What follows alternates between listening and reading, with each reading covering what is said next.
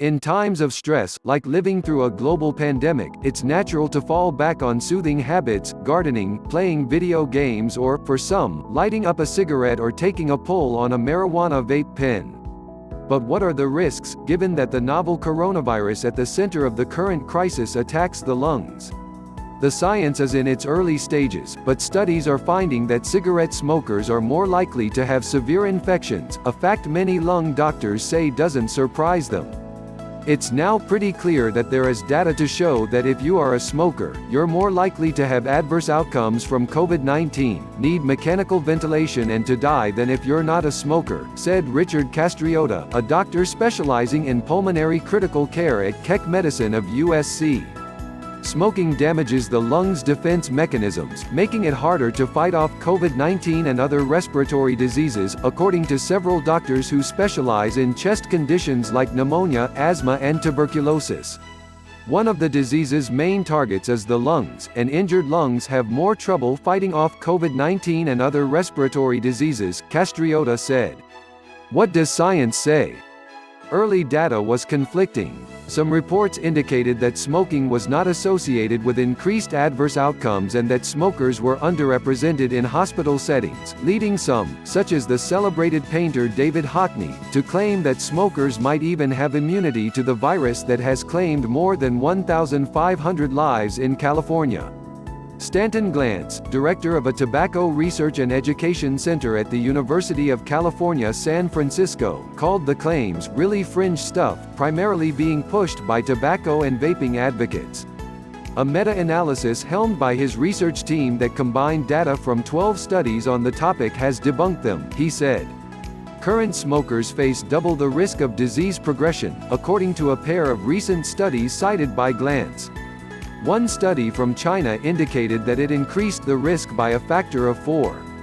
Another study found that of those who died of COVID-19, 9% were current smokers, compared with 4% of those that survived.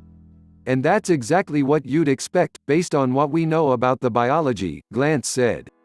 Smoking hinders the function of cilia, small hair-like projections that line the respiratory tract, which beat up and out any kind of particles that are inhaled, said Catherine Melamed, a pulmonary and critical care physician at UCLA Medical Center. Smoking also inhibits blood cells that would otherwise clean and repair damaged lungs, she said. What about vaping? Less is known about how coronavirus patients who use vaping and e-cigarette products are faring, given a dearth of relevant studies, but several doctors suspect their trajectory will mirror that of cigarette smokers. Vaping has all the same adverse effects as smoking does, Glantz said. Marijuana. Messaging in the medical marijuana space has been to switch to edibles or tinctures if possible, although several doctors said they weren't familiar with literature that looked at the impact of smoking cannabis on coronavirus infections. That's what Peter Grinspoon, a primary care physician in Boston and longtime medical marijuana advocate, said he's advising patients to do.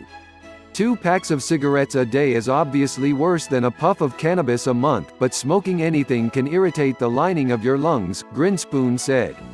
He added, it just seems intuitively true that if you irritate the lining of your lungs, you set yourself up for trouble in a disease that happens to cause most of its mortality by attacking your lungs. Cannabis sales in California have been booming during the pandemic, and Grinspoon said many patients are using it to treat anxiety likely exacerbated by the public health crisis. He said he supports the responsible use for those symptoms but cautioned inexperienced users to start low and go slow with the dosage to avoid increasing anxiety. What about secondhand smoke?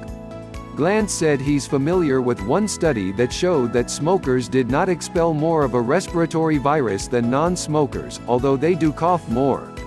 The smoke itself doesn't seem to increase the amount of virus that gets in the air, he said. However, he said that to the extent that the virus is carried in tiny aerosol particles that stay in the air, one of the possible means of transmission, the smoke shows where those particles are located. It's like, if you have a stream and you're putting some clear pollutant in it, and then you drip food coloring in it to see where the stream is going, Glantz said. So the cigarette smoke or aerosol acts kind of like a marker of where it is. In other words, if you can smell it or see it, you know where the virus could be. Another study showed that people who had been exposed to secondhand smoke were more likely to contract tuberculosis and didn't do as well as those who weren't exposed to smoke once they got it, Glantz said. So in terms of these immunosuppressive effects, as it relates to tuberculosis, secondhand smoke has adverse effects, he said. In fact, they're surprisingly big. What don't we know? Melamed, who is working on the front lines caring for sick COVID-19 patients, said even though the most recent studies on cigarette smoking make intuitive sense to her, more research is needed to draw firm conclusions. We all have to acknowledge this as a growing, evolving process, Melamed said. We're learning as we go, and so we're all doing our best with preliminary and limited data. There's still not enough information to know if smokers are at more risk for getting infected with the coronavirus, according to Melamed and Castriotta. You don't know how many patients are smokers, who have coronavirus and who are at home doing well, Melamed said. Castriotta agreed that without expanding testing to a larger population, it's unknown. He said the outcome is less ambiguous for infected smokers. If you do get it, you're more likely to go into respiratory failure. And there's no question that smoking is bad for your overall health.